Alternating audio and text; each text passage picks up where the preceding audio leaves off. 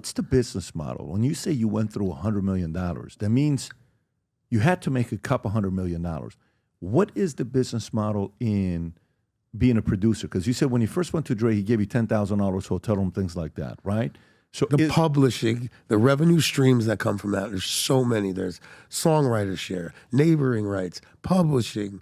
Can you give an example? Like what song that you wrote, that you produced, what one song gave you the most income?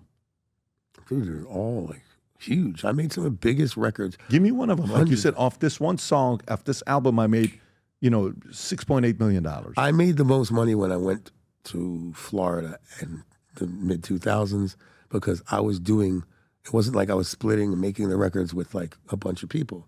I was doing them by myself, all of them. Beyonce's records, huge. Mario, Let Me Love You, Lean Back, Make It Rain. What does a Mario, Let Me Love You make you? Millions. Millions? Yeah, still. Till today, you're getting residuals. Yeah, there's income streams, like I said, for a publisher, for somebody like Blackstone who's trying to buy a catalog. They're going to pay at most for like these new catalogs because they, after a while, they go spike and that's it. 10x, 12x.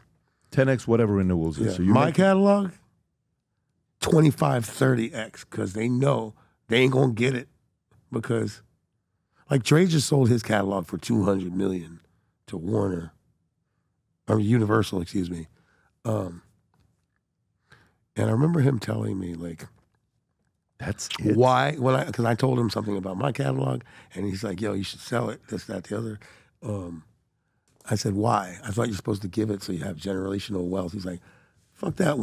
I'm like, he's like, I'm this age and this and that, and like my kids aren't going to know how to do anything with this catalog and like really market it and like he's like, and I asked my lawyer, "How old will I be to get $200 million out of this catalog?"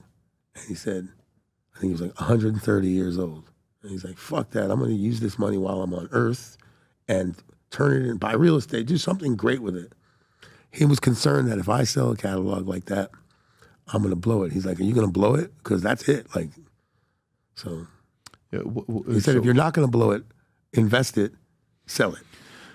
Showing here that Dre's catalog was making $10 million a year annually, and they bought it for $250. So if that's the case, they paid 25x for it. My point exactly. Wow. What's the story about the fact that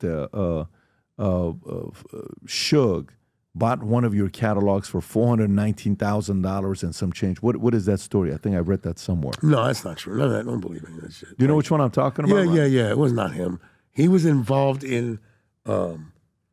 Not that catalog, not that big catalog or anything, but like it was 419,306.20. Mm-hmm. $419,306.20. That's not true. I'm trying to see. Maybe I misread this. No, it was a company called Royalty Advance Company. It wasn't the publishing catalog. In 2000, legend, Schuster struggling financial intimidation by Suge Knight, signing to a portion of the songwriting royalties into a troubled period 2012. Yeah, no. Music royalty consulting. That's not true. No. Oh, okay. Because I remember when I talked to Vanilla Ice. Vanilla Ice told me when Suge held him over the balcony, and you better sign this or else. And how much truth is that story? He's like, no, it kind of happened. He took a complete different angle. Mm-hmm. With Suge. Do you doubt that Suge would do that with his reputation? Well, listen, I remember one time I'm hanging out with Reggie Calloway. I don't know if you know Reggie Calloway. Reggie Calloway. Jay King. Reggie Calloway was "I Wanna Be Rich." He sang Casanova. Reggie Calloway. He sang at my wedding. Casanova was Levert. Yeah, of course. Yeah, he sang at the wedding. Be rich, but no parking on the dance floor. I think that's it. Anyways, Jay King was with Club Nouveau. Do you remember Club Nouveau? Look at all these rumors. Yeah. Okay, so Jay becomes an insurance They agent. also did the "Lean on Me." Yes. He did another one called "Why You Treat Me So Bad." That was my favorite song from those guys. Jay King. Till today, I listen to. You know your shit, man. "Why You Treat Me So Bad." Jay and I we spent a lot of time together. So I say, Jay, you got to get into insurance. There's a lot of money. All right, man, I'll go get my license. He gets his insurance license. Jay, you got to learn how to sell insurance. You got to put me in front of some people. He says, perfect. First person he puts me in front of, It's Suge Knight. That's crazy. This guy's not going to get approved for life insurance, Jay. I got to tell you a funny story about the insurance. You want to hear something? You to Suge Knight. Jay King introduced me to Suge Knight at, I think Jay can correct me on this. He'll call me. It was at the Four Seasons Beverly Hills or one of the. Burton Way. Yeah, I don't know which one it was. He used to love to hang there. Yeah. That was Suge's spot. What was that interaction like? Listen, I've had a handful of interactions with him. Yeah. Minus when he calls me from prison. He says, "Yo, just so you know, the P, you need to know this. The hood fucks with you." This is what Suge said. I'm like, that is true. I want to do a podcast with you, man. I'm like, all right, cool, let's do it. And then we did a nice little. There's a very loving side of him. Very interesting. I had a side. Thanksgiving with him one time. It's a complex character in the movie. Like you can't quite figure out. That's basically him. Yeah. But you were saying something about insurance. I'll tell you some funny shit. When I lived on Palm Island, no, I was living on Las Olas at the time. I hired a caterer last minute. I was like, I need fucking 30 people catering, this and that. This guy named Seth Cohen is the caterer who's serving drinks at my thing. And I'm on top of the world. Go flash forward to my fall.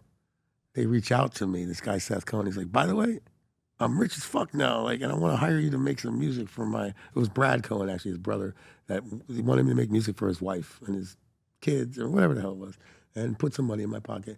This guy went from being my caterer to being a member of the Alfalfa Club to being Insurance Care Direct. Is this guy? No, that's the lawyer. Insurance Care Direct. Type in Insurance Care Direct. Mm-hmm. Go to Images Rap. Brad and Seth, these guys blew the fuck up from an office that was smaller than half the size of this room, bro, and just sweated that shit out. And now they're buying up all the crown jewels of fucking Fort Lauderdale, the Anheuser-Busch house. There's one by one, they're just buying them all. Good for these guys. Yeah, they fucking crushed it. I mean, look. Now the Seth is doing AI insurance sales. He's was before anybody could even think of it. I think he's got the patent on it. There's a lot of money in insurance. Bro, he's doing. Yeah. Imagine AI insurance. He played me both sides of an AI call of insurance. It was way better than a human. You ask this thing and it's going to answer you the right information, concise, clear, at the right tempo, aesthetically pleasing to the ear. I was like, what the fuck? Yeah. Your whole workforce is going to be it's going to change. Gone. Because the call center's gone with AI. But by the way, increase your shit 80%. Oh, the game has changed. And insurance, there's a lot of money in it. Hey, what's going on? I'm Scott Storch, and you might have seen me on the PBD podcast, and you might have some questions you want to ask me.